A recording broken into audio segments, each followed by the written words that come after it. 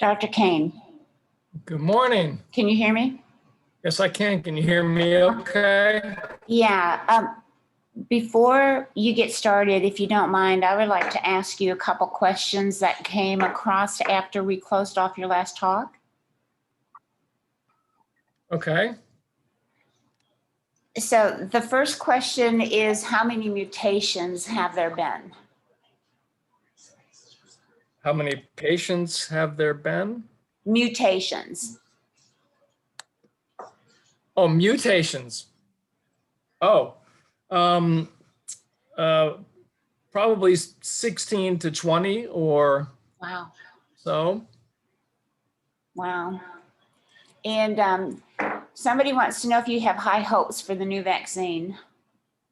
Yes, I do. I'd actually like to discuss that. I don't know if we have a moment or not.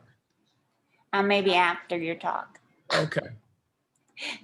The last question I have that came across was of a gentleman who had COVID-19, a very bad case of it, was out of work for 35 days and on oxygen at home.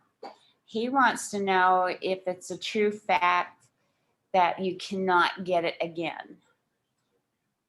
Oh, no, well, that's a little bit of a hairy issue also, but it appears that our immunity with IgM lasts for 3 to 6 months. There's now some cellular immunity that may persist longer. So we probably won't know, at least for another several months, whether people have adequate immunity. But at this point, studies going out to 6 months have showed that the majority of people still have immunity. Okay, great. Thank you. And you can continue on with your presentation and we'll stay in touch. Okie doke. I want to thank you all, Jason, Colleen, Zach, and Keisha. Okay, this talk is about viral pneumonia. And again, I'm doing this topic because it is hot in most of our minds. However, we have not paid much attention to it in the past. I call it the imposter because clinicians often consider most pneumonias to be bacterial. COVID-19 has been a bit of a wake-up call.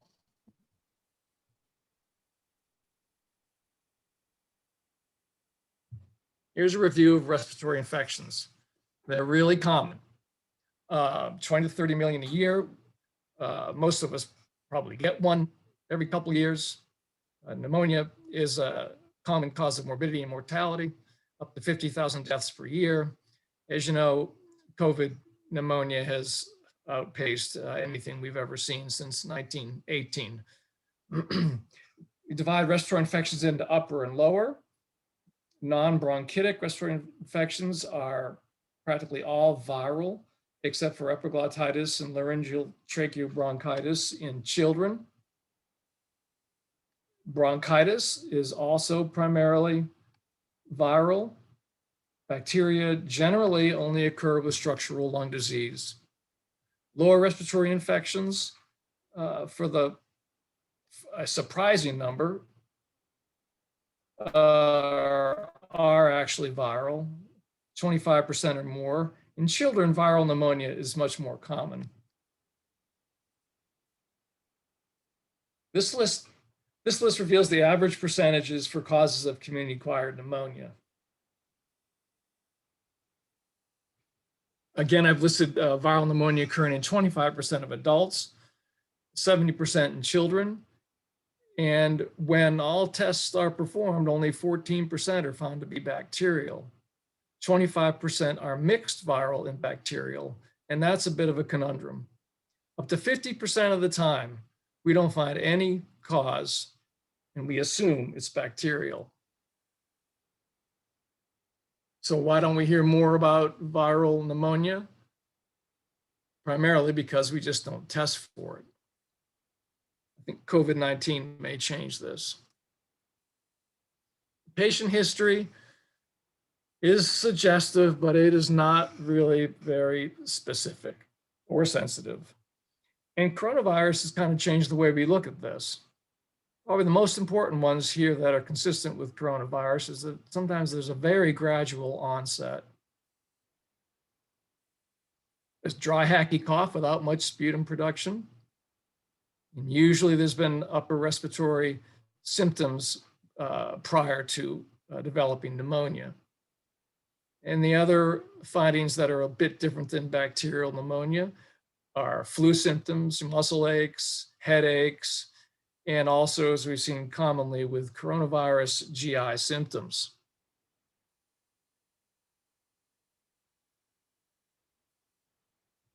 This hasn't really been the case for COVID. When we look at, well, the ones I've underlined here have not really been the case for COVID pneumonia.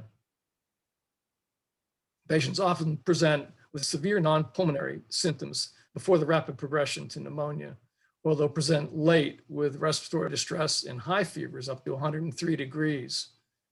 In general, the symptoms still are not particularly specific.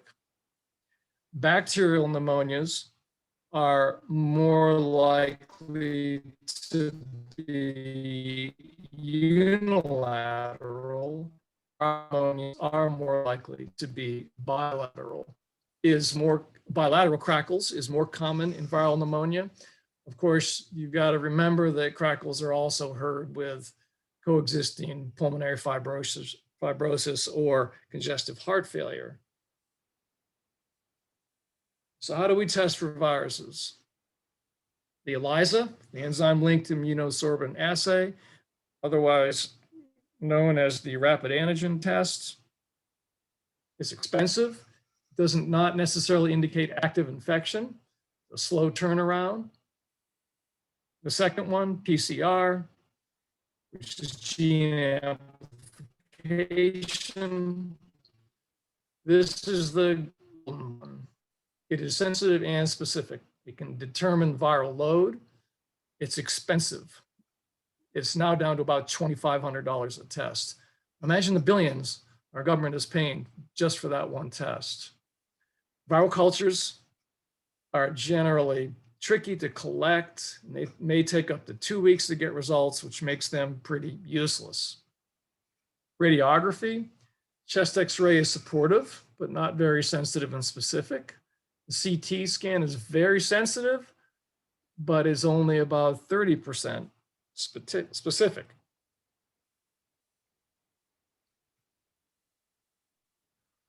On the left is a list of our yearly respiratory viruses which cause more colds than pneumonia. On the right are examples of sporadic but often severe viral pneumonias. A common claim that I've heard is, I had fever and cough in October of 2019 with a negative flu test, so I had to have already had COVID. This claim demonstrates the fact that most people aren't aware of the many more common causes of colds and pneumonia. Here's a list of the things that we tend to get every year. Of course, influenza is epidemic, so we pay attention to that.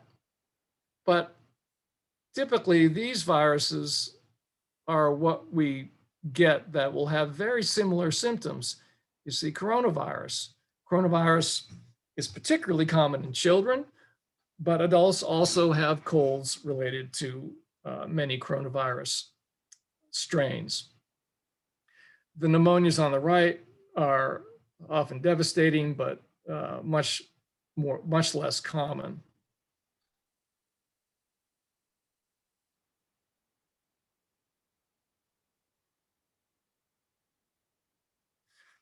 Here's a review of some of the epidemics and pandemics that we've suffered through in the last decade with a comparison to the 1918 flu.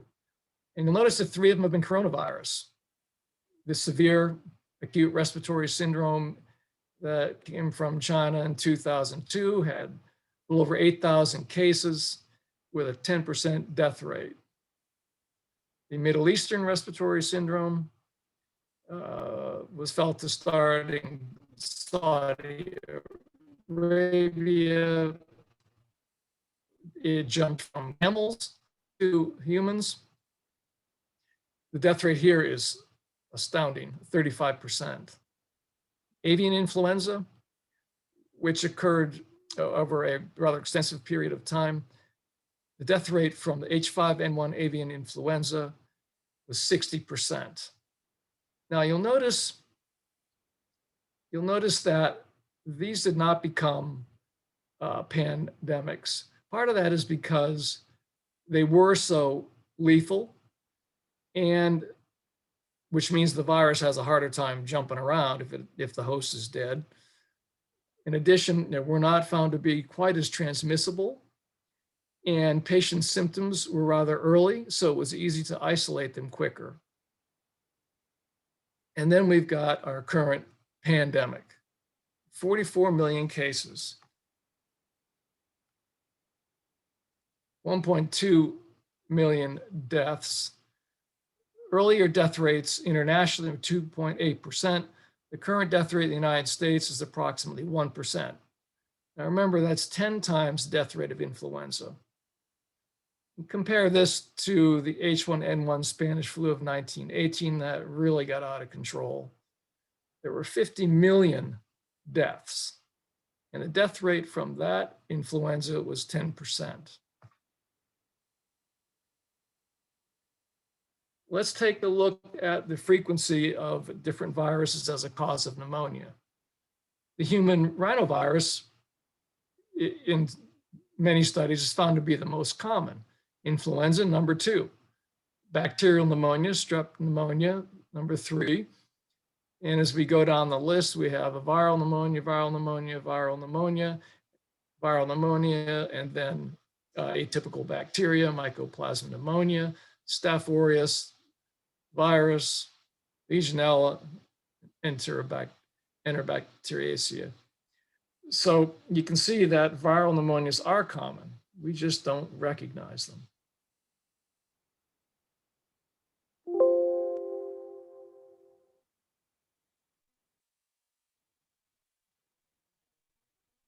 If you notice that influenza is number 2, but it is responsible for patients. This suggests that the flu vaccine is underutilized and its effectiveness is unfortunately low, 20 to 60% at best. Still, the vaccine prevents 4.4 million flu cases a year and 3,500 deaths. I got a message saying my internet connection was unstable. I hope you can hear me okay.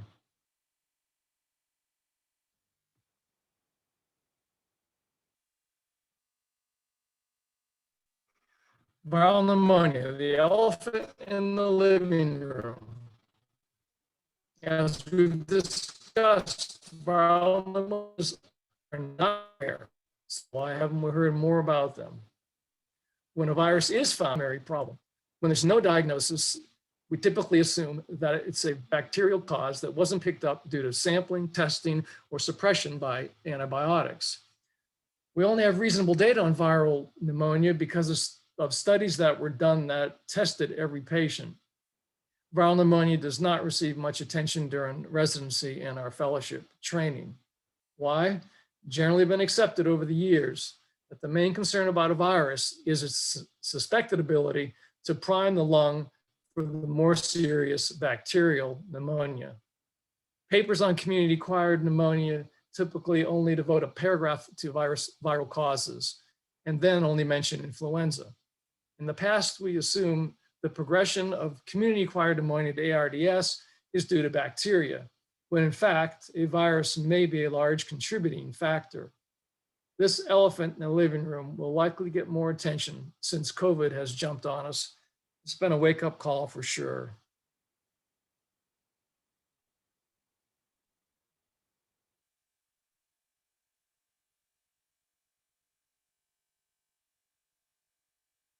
This graph, if you look at the y-axis, is the percent of deaths out of the total deaths due to pneumonia and influenza. Seasonal variation, you see here are the years and here are the weeks. These blips are excess deaths, and they are attributed to influenza, even though they may not be reported on death certificates.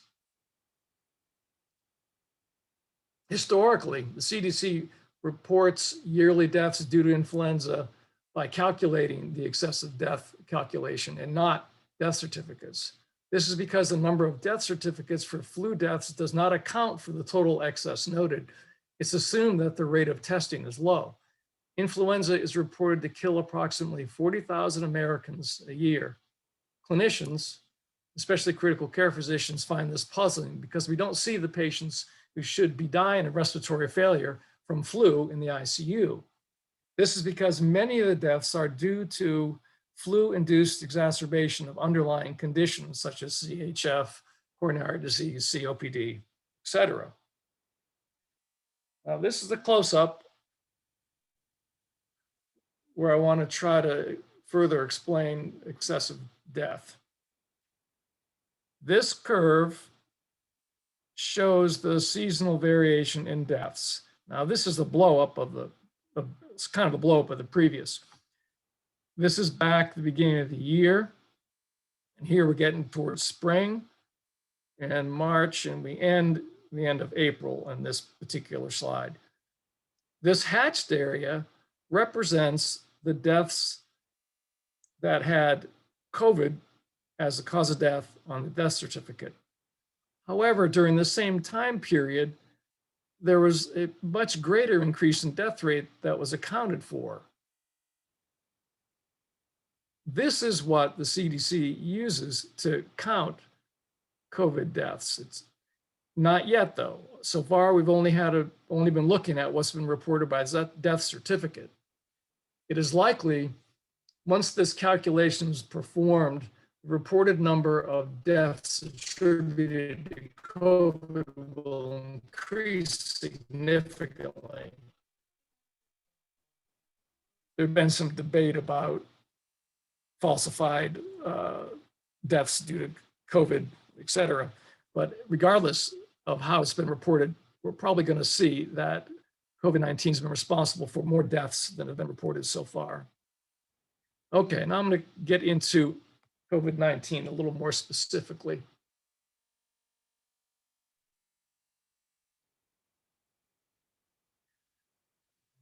For this bar graph, along the left is influenza aerosol particles.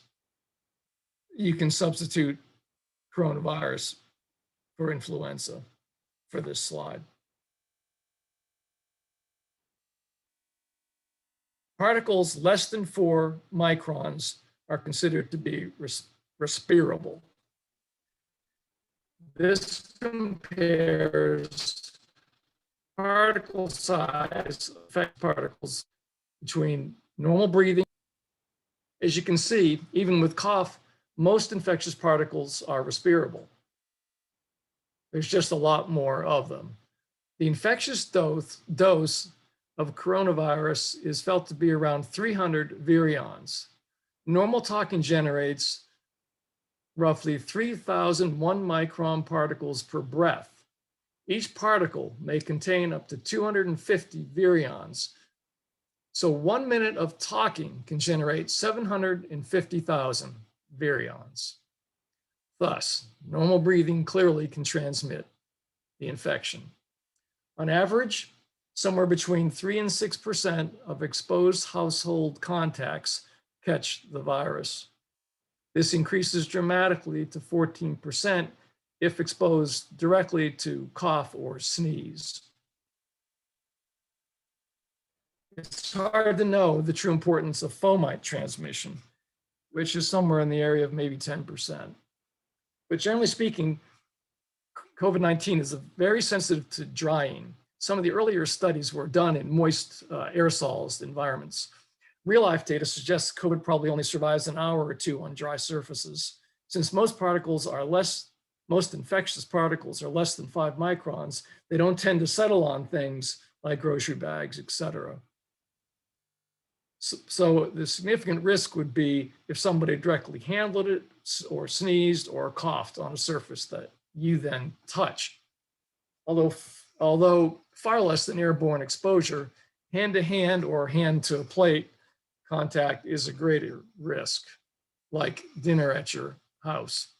People touch their faces an average of 10 times an hour unknowingly. Remember, small particles don't rain out. That's why air exchange is so important. I was a bit surprised that we didn't talk about this more early on in the COVID pandemic. It's also why it is best to gather outdoors. That makes a huge difference because the particles are whisked away and diluted quickly. And yes, masks do help. Okay, this is a busy slide, but it shows the progression of infection leading to cytokine storm. Cytokines are small proteins that are crucial to controlling the growth and activity of our immune system and inflammatory state. When released, they signal the immune system to do its unregulated, as is seen with COVID-19 or sepsis from any number of infectious agents. So I'll try to run through this here. Here's our little bug getting into the cell and replicating. In the process of hijacking our cell's machinery, it makes it kind of angry and it begins to get sick. As the cell begins to die, it releases various products into our circulation. Oh, this is the airway, by the way, and this is a capillary. The cell continues to get sick. Neighboring cells will start to release cytokines. Endothelial cells, which abut alveolar cells, will begin to secrete cytokines. Here's a little collection of cytokines here. What do? They call in T cells, macrophages, and monocytes, which also, in less serious situations when our immune system is doing exactly what it should, these cells are called in primarily to get rid of a dying cell that's still leaking cytokines into our circulation. It takes several days for the first antibodies to form. IgM is our first helper in that matter.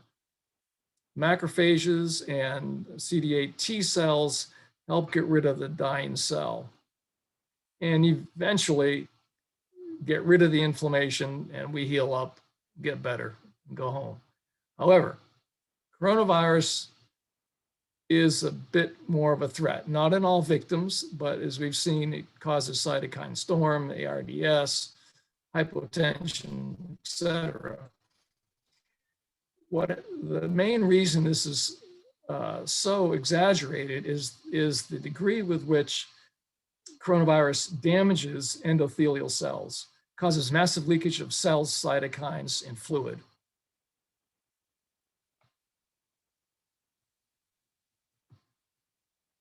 Oh no. A lot of you who've been working in hospitals have heard this, or you've read about it. Oh no, their sats are low and they're not short of breath. Okay. Last March, this was a bit startling, but the explanation was readily apparent when the first autopsies were performed. Despite that, many remain baffled. There's been tons of media coverage, YouTube's made on the subject of silent hypoxia. Let's take a look at respiratory drive for a minute. Remember that dyspnea results when drive exceeds baseline. Here are the top 3 determinants. These triggers can act independently or together, and that's critical to this whole issue. Carbon dioxide. That is our main trigger. Our body fights to regulate it closely within a couple millimeters of mercury. Following that, we are very sensitive to changes in elastance and resistance within our lung and chest wall. As an example, put your hands around someone's ribs and lightly push in. They will immediately increase their respiratory rate and tidal volume, even though their PCO2 and PO2 are fine. The same thing happens with air trapping, which is common in COPD. Now, PO2 and thus saturation is what I want to talk about here. Here's what I consider to be the two must-know graphs for doctors and respiratory therapists. Okay, You're all familiar with the oxygen dissociation curve, where at higher PO2s, saturation stays 90, 95, well, 95 to 100%, all along that x-axis. Begins to drop off quickly when we get to a PO2 of 40 or a saturation of 75. Now, we typically make the saturation of 80 PO2 roughly 60 as a magic number. This is fairly arbitrary. Now let me shift over to what's known as the isocapnic hypoxemic curve. Okay, bear with me, this is important. On the y-axis, this is minute ventilation. On the other y-axis, it's arterial PCO2. On the x-axis, it's arterial PO2. So what was done in these experiments is the carbon dioxide was kept at a certain level by entraining carbon dioxide. So we had people with relatively normal, compliance, and we kept their PCO2 the same. This is to isolate our response to varying oxygen levels without being encumbered by compliance and carbon dioxide. However, these examples do show our response at higher carbon dioxides. All right, so we start at a PO2 around 100. As it is dropped, there is not a major increase in ventilation until we get practically down to 40 millimeters of mercury. Therefore, if we're sitting on an airplane and the cabin pressure is dropping, we don't even notice it until we start to feel the drive to breathe. Minute ventilation in this range really doesn't bother us much. If you get about here, then we become pretty uncomfortable. If you take my PCO2 up to 45, I'm already uncomfortable because I'm trying to get rid of it. Any drop in oxygen at a higher PCO2 will rapidly increase minute ventilation and therefore dyspnea. The higher the PCO2, the more dyspnea. But I want this to sink in. Now, let's take that over to the oxygen dissociation curve. What is the saturation with a PO2 of 40? It's about 75. It's on the real steep part of the curve. For starters, saturation by pulse oximetry is not a marker of tissue hypoxemia. For example, a person whose hemoglobin drops from 14 to 4 grams per deciliter will have a normal saturation despite profound tissue hypoxemia. O2 saturation is a marker of homeostasis. A drop in 4% is accepted as a threshold for when something is wrong. Doesn't matter if it's a drop from 90 to 86 or 99 to 95%, there's still something wrong. Tissue hypoxia occurs when O2 delivery and uptake drop below the tissue's demands. Assuming hemoglobin, cardiac output, PCO2, and compliance are normal, O2 drive doesn't kick in enough to cause dyspnea until the saturation drops to around 75%. Pretty amazing, right? So, generally speaking, unless there are changes in carbon dioxide and compliance, we don't feel that short of breath until our saturations fall dramatically. This is demonstrated with children with congenital heart disease when the defect is missed at birth. They'll often have saturations in the high 70s, then the kids just don't seem that short of breath. Climbers at 4,000 meters will have a PO2 in the range of 45. And they have not shown any evidence for tissue hypoxia. There's no evidence that 85% saturation causes tissue hypoxia in healthy or even in ARDS patients. Now, PO2 of less than 30 is clearly a big problem. Causes vasodilation, coma, and death. So a reasonable goal is a PO2 between 52 and 60. Saturation of 80 to 88 is not associated with tissue hypoxia in healthy people. Okay, this is an aside, but it's a good opportunity to discuss some more physiology. The only evidence supporting the use of O2 to keep the saturation greater than 88% in COPD patients. Resting desaturation only occurs in COPD when severe VQ mismatch. When COPD is severe. VQ mismatch is profound with increases in shunt and dead space. Lung areas with PO2s less than 40 millimeters of mercury will trigger pulmonary vasoconstriction, causing further shunting. Pulmonary artery pressure and intrathoracic pressures are elevated, leading to subsequent reduction in cardiac output and O2 delivery. Dyspnea in COPD is primarily due to air trapping, which affects elastance and resistance. It is not due to oxygen the majority of the time. I've noticed that a million times when I've given patients oxygen because their SATs were low, who had severe COPD, they'd come back in the office and say, why don't I feel better? And I'd have to explain to them, well, because oxygen's not why you're short of breath.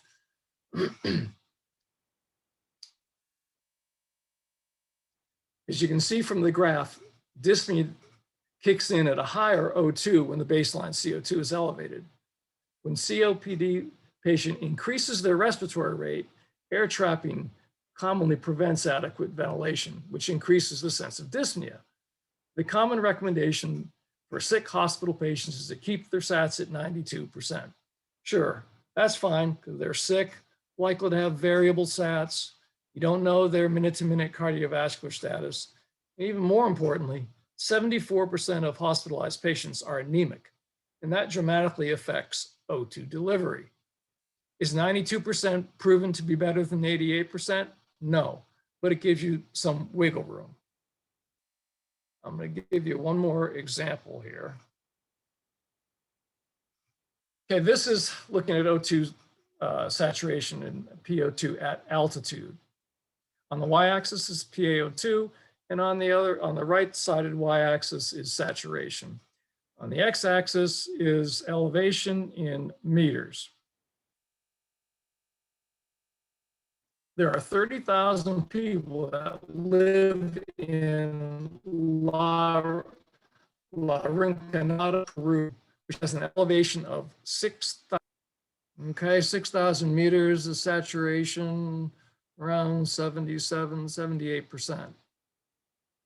Okay. Now, yes, over time, they produce more hemoglobin. There's cardiac remodeling, which occurs to maintain their cardiac output due to increased pulmonary artery pressure, among other adaptations. But their SATs are still 75%, and they're not short of breath. So how does this have anything to do with COVID's silent hypoxia?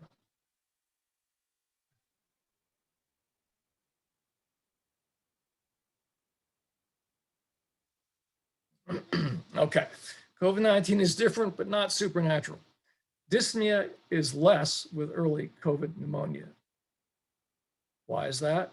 Carbon dioxide exchange is preserved, and it takes a while before elastance and resistance is significantly changed. And as I mentioned before, those are two major drivers for our sense of shortness of breath. Why? The infiltrates are patchy and ground glass. They're not as dense as bacterial infiltrates. The predominant finding with COVID-19 is the vascular injury. The endothelium are leaky. There is widespread microthrombosis and intrasusceptive angiogenesis. Now, that's quite a mouthful. What that is ingrowth of tissue inside of capillaries, which is obstructive. Actually, it's not that wildly different than the appearance of capillaries with primary pulmonary hypertension. We lose the ability to vasoconstrict. Generally, if there's an area that's not ventilated, we will shunt the blood away. But in sepsis of many types, we lose that ability. Therefore, blood goes to areas where it is not able to pick up oxygen. There's less alveolar infiltration with white blood cells and edema fluid early on. Remember, carbon dioxide diffuses 20 times quicker than oxygen. In summary, it's severe VQ mismatch, ventilation mostly preserved and shunting it markedly increased. So it's a lot different than bacterial pneumonia, but it's not that different than most viral pneumonias, except the presence of the microthrombi, which are much more prominent.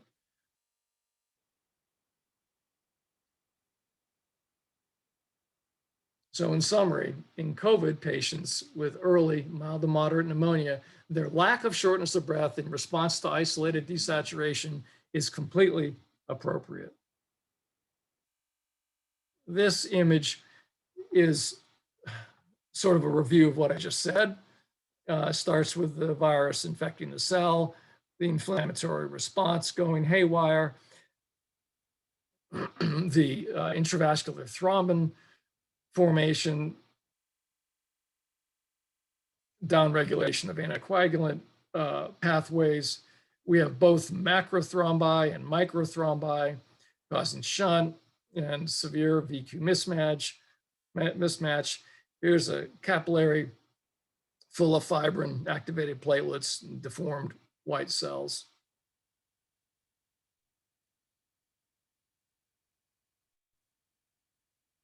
This is a picture of an early COVID pneumonia. Patient has a saturation of 86%. Worker breathing is still normal. Notice there's lack of dense infiltrate. This is what we call ground glass infiltrate. What we don't see is what's the problem. In the parenchyma, we've got this vascular injury already taking place, which is affecting oxygenation. But you can also see there isn't that much to mess up our compliance in elastic properties. And they can ventilate off their CO2 fine. Here's an example of a bacterial pneumonia, much denser, much heavier, much more likely to affect compliance. Here's the progression of COVID pneumonia. Again, still kind of fibrillar looking.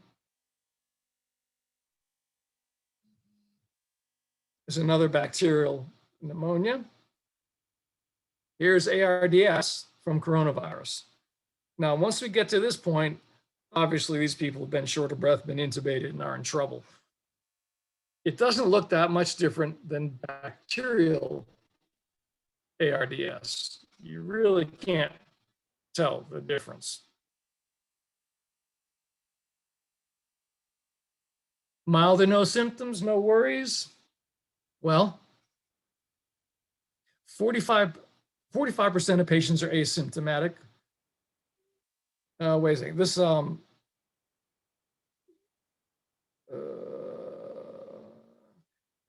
have mild to moderate symptoms, 15% have severe symptoms.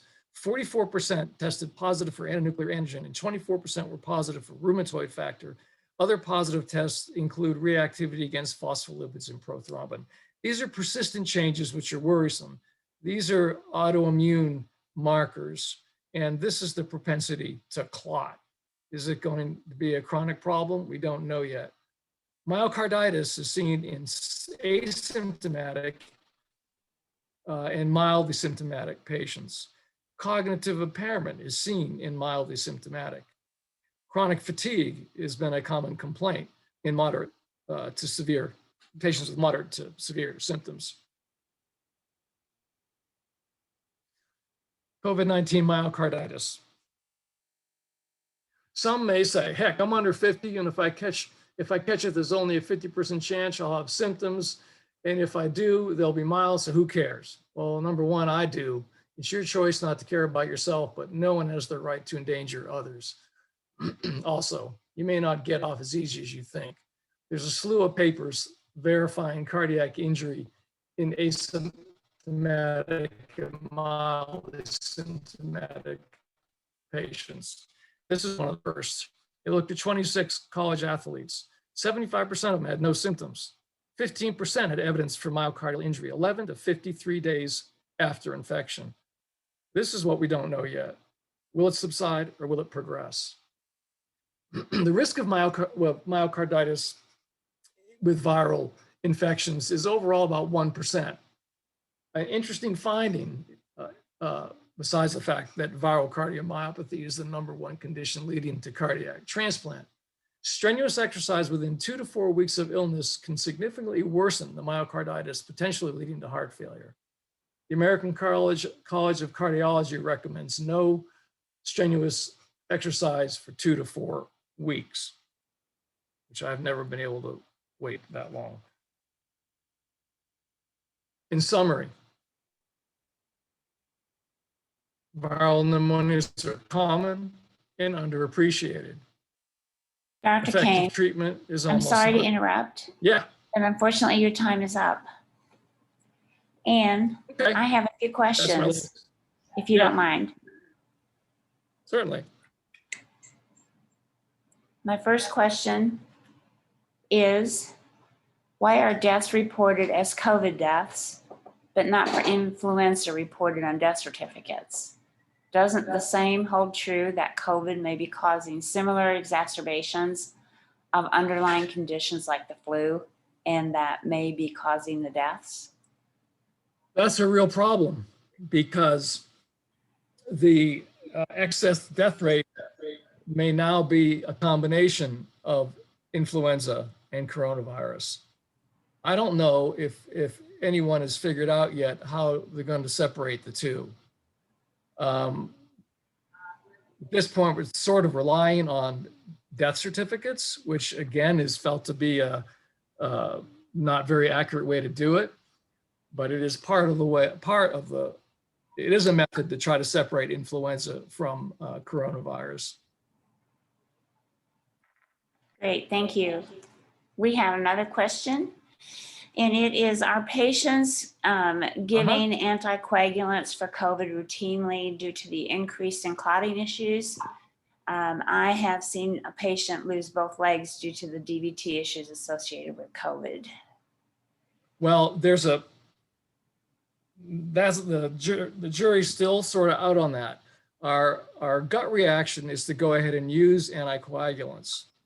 However, this is sort of like DIC, where there's a problem with clotting, with not clotting, and a problem with overclotting. All right, we have, I'm sorry, were you done? Yeah, I think.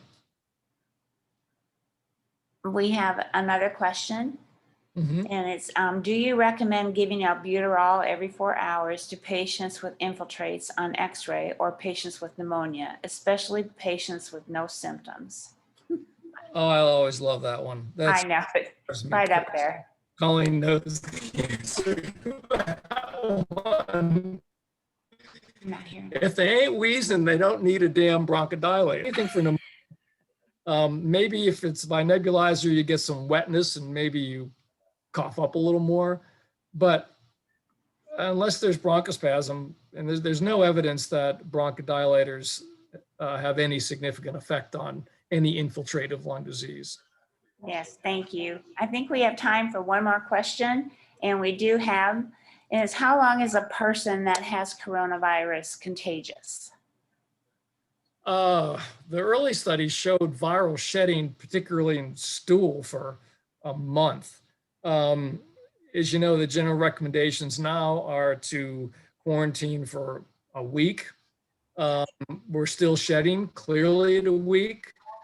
We're still shedding at 2 weeks. It's just that there's a logarithmic drop in viral load, so the infectivity is significantly reduced, felt to be a reasonably safe level after 10 days. Thank you so much. We have more questions, but unfortunately we are out of time. So thank you, Dr. Kane. That was most interesting, and people have really enjoyed this talk. Great, I'm glad.